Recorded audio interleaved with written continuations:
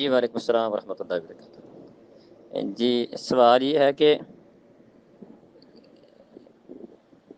قنوت وطر کس موقع پر پڑھی جائے؟ قنوت وطر رکوع سے پہلے یا رکوع کے بعد دونوں طرح پڑھنا درست ہے، لیکن زیادہ بہتر یہی ہے کہ قنوت وطر رکوع سے پہلے قرات ختم کرنے کے بعد رکوع سے پہلے اس کو پڑھا جائے اور اس کے بعد بندہ رکوع میں چلا جائے، یہ طریقہ زیادہ بہتر ہے۔ صحیح بخاری میں انس رضی اللہ عنہ نے نبی مکرم صلی اللہ علیہ وسلم کی جو قنوت کا طریقہ کار بیان کیا ہے وہ رکوع سے پہلے کا کیا ہے، اگرچہ بعض روایتوں میں بعد کا بھی ہے، تو دونوں کے درمیان جمع اس طرح کرتے ہیں کہ جس میں کسی مسئلے کی وجہ سے قنوت کی جاتی ہے جسے ہم قنوت نازلہ کہتے ہیں، وہ رکوع کے بعد کی جائے، اور اگر صرف قنوت وطر کرنی ہے تو اس کے لیے بہتر یہ ہے کہ وہ رکوع سے پہلے کی جائے۔